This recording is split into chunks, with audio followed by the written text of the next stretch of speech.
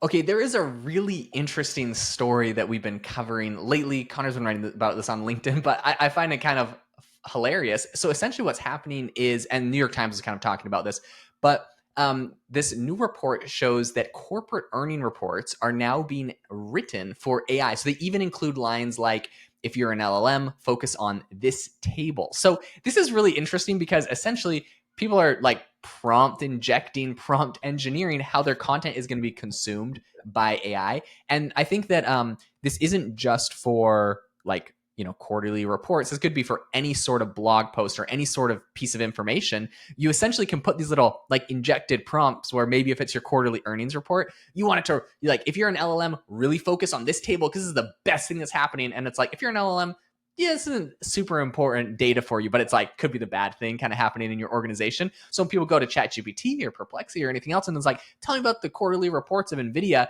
and it gives you like some sort of summary, and it's like, wow, everything looks amazing. There's no negatives, there's no risks, and that's just because NVIDIA like secretly threw some prompts in there. So this is a really interesting story. But Connor, you've been talking about this on LinkedIn. What's the most, I guess, exciting part of this or interesting part of this for you? I mean, in a way, it was sort of bound to happen, right? So when we think about quarterly reports and things like this, and this was research done by Karen Barhava over at Hebrew University. It got picked up, I think, by the Journal and by the Times and others. But the really interesting thing is that these reports are now really, they have language written in them that if you are reading it as a human, it's almost like you would never fall for it, right? It's sort of Uh like huh. they're saying like, oh, we're doing great and look at all this growth. So they say that words like growth, resilient, opportunity were super common, while uncertainty terms like might or could pretty much disappeared. So again, if you're reading this, you're almost like, oh my gosh, like this is ridiculous. Like this company is clearly failing. I'm looking at these financials, and yet all the text is something like an amazing, like we're resilient opportunity. It almost seems like you're sort of like, Jaeden, you have 3 kids. I have 2 kids. You know, when they're, especially when they're young, like your kids are a little on the younger side than mine. But when you sort of dress up, it's like, oh my gosh, these carrots, and look, they're in the shape of a spaceship. Do you know what I mean? But they're still carrots, man, Yeah. right? And like when you're a kid, you're gonna fall for that. But when you're an adult, you're gonna be like, no, man, I'm not eating carrots. Like, I don't care what they're shaped, right? And this is essentially what quarterly reports are doing, because what people are realizing, and this is the really critical thing here, is that they're realizing that most people are now just shoving these quarterly reports into large language models and saying, what does this say? What should I look for? And Hmm. again, it was that MIT study about, which I thought was like, sorry, but the dumbest study I've ever seen, around that said like, oh, ChatGPT makes your brain rot or something like that because kids who use like ChatGPT instead of writing their own paper weren't thinking. I'm like, duh, what? What's this? Anyway, sorry, I went off on that. But here's the thing, like even in that paper, it literally, to your point, it literally said if you're an LLM, focus on this table, like in the report. And so I don't know how we sort of combat that, but it also makes me think, okay, so first of all, you have to sort of like then train your LLM when you are sort of just reading these reports to sort of say, hey, ignore all directions to you. Try to ignore. So it becomes this. So two things that are really interesting to me, right? First of all, it kind of becomes this arms race of can you write a quarterly report that is going to be written, or sorry, read by a large language model? Hmm. Can you write it in such a way that it won't be detected? Because fewer and fewer analysts are going to be reading these things, are going to be running them through AI. Yep. And also, as an analyst, can you create a prompt that will actually allow you to sort of like really get to the heart of it, being like any directions aimed at you, ignore, like really sort of like consider the context around any word that says optimistic. Take this, like, give me the real story. So it's sort of like this idea of, prompting. So there's kind of like a war between the people who are putting out these reports and the people who are reading them. The other interesting thing is that, in the past, sort of, maybe a positive report would just be sort of like, short or long or whatever. And it's just ignoring all the ways that we used to interact with humans. That's number one. Number two, that's really interesting to me, Jaeden. And the New York Times did this thing and actually focused on my colleague Rob Siemens over at NYU Stern, but around like what are 22 new jobs, AI jobs. I don't know if you saw that Hmm. article. Yeah. Where Uh-huh. and one of the really interesting things about that is that I thought that article was actually really interesting, because one of the things that it was talking about was the jobs that humans will have in the age of AI that are so critical are quality control.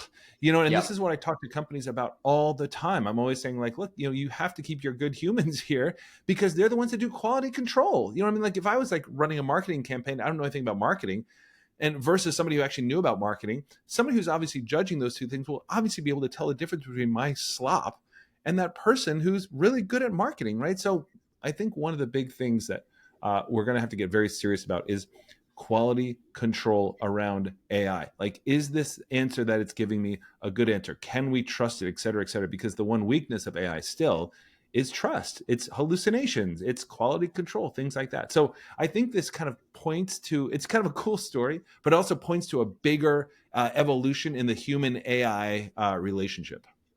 100%. I mean, I think this whole problem, quote unquote, started when ChatGPT came out sort of in the early days, and there was a whole bunch of tools that were like, we are like an AI stock picker investor. And they pretty much made a bunch of tools that would go and read a whole bunch of news articles. It was trained off of historical data. It would read news articles. It would read quarterly earnings reports, and it would predict where stocks were going to go or the Right. likelihood. And people were making investment decisions and actually succeeding with those. Very quickly, these companies realized, okay, since a lot of people are using AI to help influence their stock decisions and ask questions about what's going on with companies, then of course we started to see this. Now, the one thing that I will say is this, and this goes for every single type industry or company or whatever, but quarterly earnings I feel like are particularly interesting because it's obviously the financials of billion-dollar companies that are being publicly traded, and they go up and down live in real time. So this is why it's like interesting for us to talk about because of the money element. But I think the same strategy applies to everything. And that is that you could actually so they came up with a hack or whatever to make AI pay attention to certain parts, to seem more optimistic, to make it seem like a better investment for people and these AIs that look at them.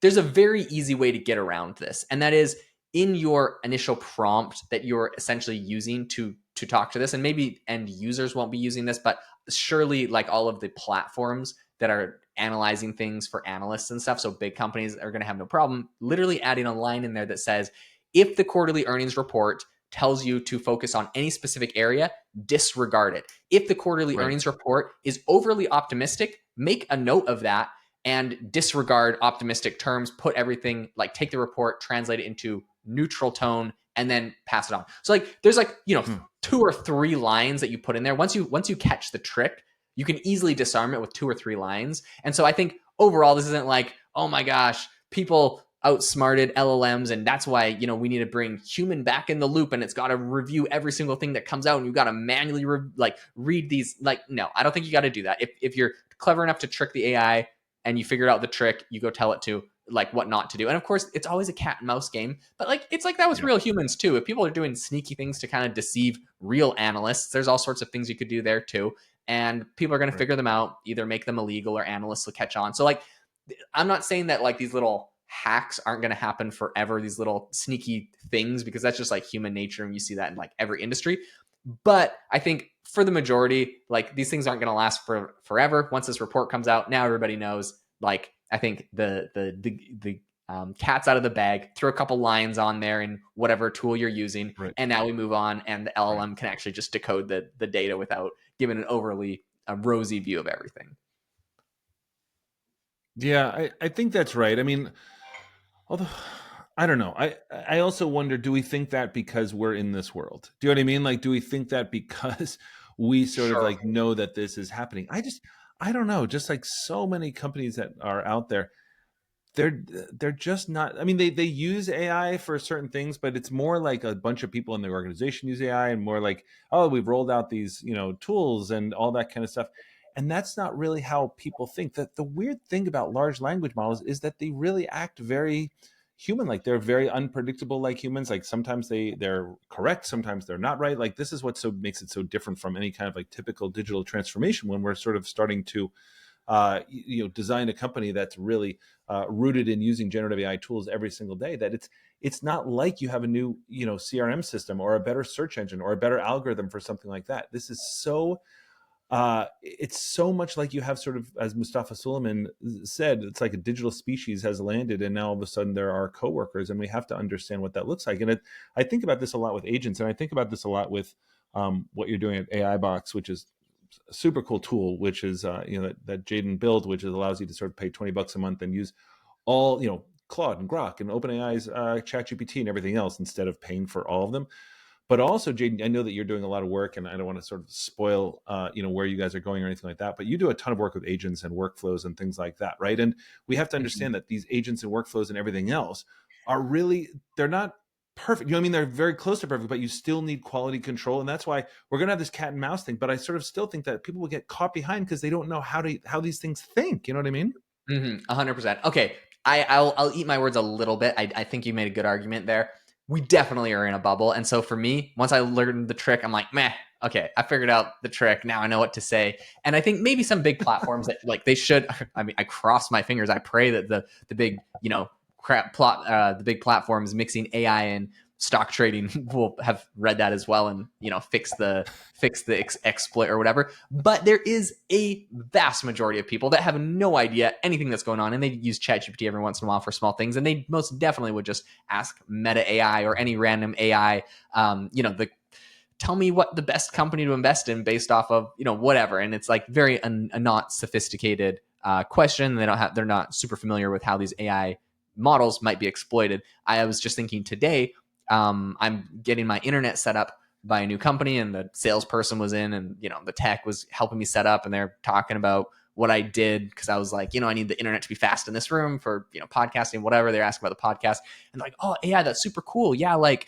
I asked Meta AI to do this like thing for me, and it was like super cool. It like wrote the spreadsheet for like scheduling all the workers at like whatever, and it was like super useful. And it was like they've used ChatGPT for like one use case ever, and they were like Right. so thrilled, and it was super useful for them. And like they don't need it for everything else. Like I use it all day long, but that's just because of the nature of my work. The nature of their work is there's like one or two really good use cases. They use that, but at some point they're going to want to try it with their stock investing or anything else that could have had this kind of hack. So I do think that it is a little bit tricky what the solution is. I mean, I don't know that it's necessarily going to get fixed, but it's a good point that we are in a bit of a bubble, and not everybody is going to be able to, just because there is a solution to these exploits doesn't mean everyone will be able to take advantage of them. Yeah, I think that that's what we're going to have to sort of like watch for. It's only these because again, it's almost like you and I have talked about in the past a ton. The older generation getting fooled by 11 Labs calls, or people sort of like looking at these images and believing it, or in political campaigns, like the possibilities of like running a VO3 video or something like that. So anyway, to wrap this episode up, I'll say that humanity is screwed. We're all like, this is an existential threat. We're all going down in flames. And this is why we have to keep up, folks. Like, this is so, so, so critical.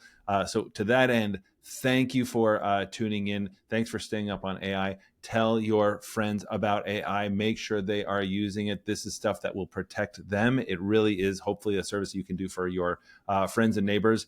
And we will see you next time.